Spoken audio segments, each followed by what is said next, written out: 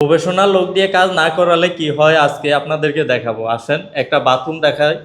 এই বাথরুমটা হচ্ছে এই বাথরুমটা হচ্ছে 7 ফিট বাই 4 ফিট একটা বাথরুম। এই যে এখানে এই লম্বায় আছে 7 ফিট এবং পাশে আছে 4 ফিট। এই 7 ফিট বাই 4 ফিট এত সুন্দর একটা বাথরুমে কি অবস্থা করে রাখছে আপনাদেরকে একটু দেখাই। এই যে দেখেন এখানে এখানে বেসিনটা দিছে, যেহেতু এই দরজাটা মাঝখানে, এই মাঝখানে দরজা, বেসিনটা দিছে এখানে। এখানে বেসিনটা দিয়ে শাওয়ার মিক্সারটা কোথায় দিছে দেখেন, এই হলো শাওয়ার মিক্সার। এই যে এখানে ঝর্ণাটা, আর এই হলো কমেট।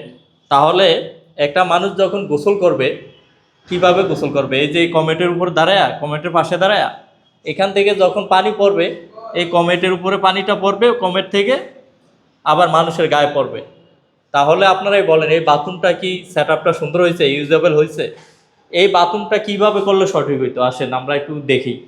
এই কমেটটা এখানে না দিয়ে কমেটটা যদি এখানে দিত, যেখানে বেসিনটা আছে, এখানে কমেটটা দিলে তাহলে এই সাইডটা পুরো এক সাইড, কমেটটা এক সাইডে থাকতো। তাহলে বেসিনটা ধরেন এখানে থাকতো, আর শাওয়ার মিক্সারটা এখানে সিলিংয়ে দিয়ে এখানে একটা শাওয়ার মিক্সার দিয়ে দিত। তাহলে কত সুন্দর একটা সেটআপ হইতো আপনার।